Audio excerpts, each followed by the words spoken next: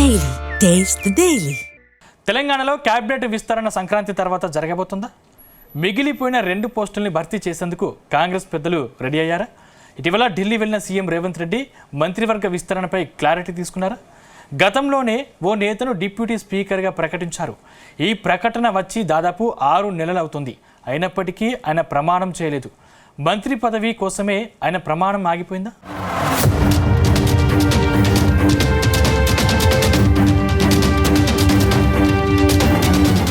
తెలంగాణలో మరోసారి కేబినెట్ విస్తరణకు రంగం సిద్ధమైనట్టు తెలుస్తుంది.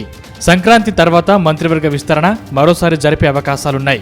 ప్రస్తుతం కేబినెట్లో 2 మంత్రి పోస్టులు ఖాళీగా ఉన్నాయి. ఈ పోస్టుల కోసం చాలా మంది ఆశావాహులు ఎదురు చూస్తున్నారు.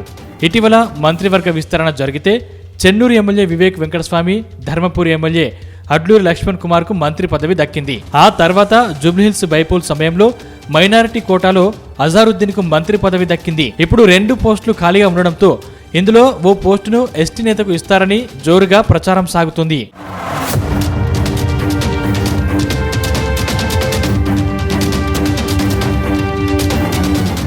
ఈ నేపథ్యంలోనే ప్రభుత్వ whip Ramachandra Nayak interesting comments చేశారు. ఈ ఏడాది బడ్జెట్ సమావేశంలోపు కేబినెట్ విస్తరణ ఉంటుందన్నారు. ఈసారి మంత్రివర్గ విస్తరణలో తనకు మంత్రి పదవి తప్పక వస్తుందనే ధీమాలో రామచంద్ర నాయక్ ఉన్నారు. 6 నెలల క్రితమే రామచంద్ర నాయక్ కు డిప్యూటీ స్పీకర్ గా ప్రకటించారు. ఇప్పటి వరకు ఆయన డిప్యూటీ స్పీకర్ గా ప్రమాణ స్వీకారం చేయలేదు.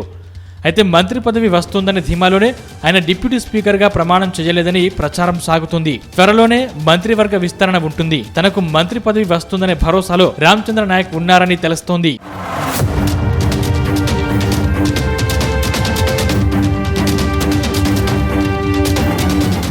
గత అసెంబ్లీ ఎన్నికల్లో ఉమ్మడి వరంగల్ జిల్లాలోని డోర్నకల్ నియోజకవర్గం నుంచి రామచంద్ర నాయక్ ఎమ్మెల్యేగా గెలిచారు. బీఆర్ఎస్ సీనియర్ నేత మాజీ మంత్రి రెడ్డా నాయక్ ను ఓడించారు. తొలిసారి గెలిచినా కూడా సీఎం రేవంత్ రెడ్డి ప్రభుత్వ విప్గా అవకాశం కల్పించారు. ఆ తర్వాత డిప్యూటీ స్పీకర్ గా ప్రకటించారు. ఇప్పుడు ఆయన మంత్రి పదవిపై గంపెడ్ ఆశలు పెట్టుకున్నారు. త్వరలో జరిగే విస్తరణలో మంత్రి పదవి ఖాయమని లెక్కలు వేసుకుంటున్నారు. కానీ ఇదే సామాజిక వర్గానికి చెందిన దేవరకొండ ఎమ్మెల్యే మంత్రి పదవిపైన ఆశలు పెట్టుకున్నారు. ఆయన సీనియర్ ఎమ్మెల్యే కూడా. ఇప్పుడు ఇద్దరిలో ఎవరో ఒకరికి మంత్రి పదవి దక్కే ఛాన్స్ ఉందని అంటున్నారు. కానీ రామచంద్ర నాయక్ మాత్రం సీఎం కోటరీలో వ్యక్తి కావడంతో ఆయనకు మంత్రి పదవి దక్కే అవకాశాలు ఎక్కువగా ఉన్నాయని ప్రచారం సాగుతోంది.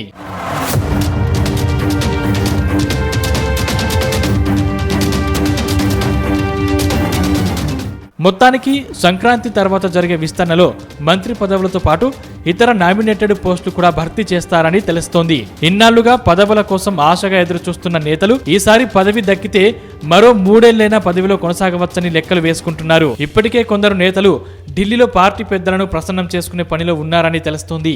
ఏదేమైనా ఈసారి పదవుల భర్తీలో మాత్రం సీఎం రేవంత్ రెడ్డి మార్క్ తప్పక ఉంటుందని ప్రచారం సాగుతోంది.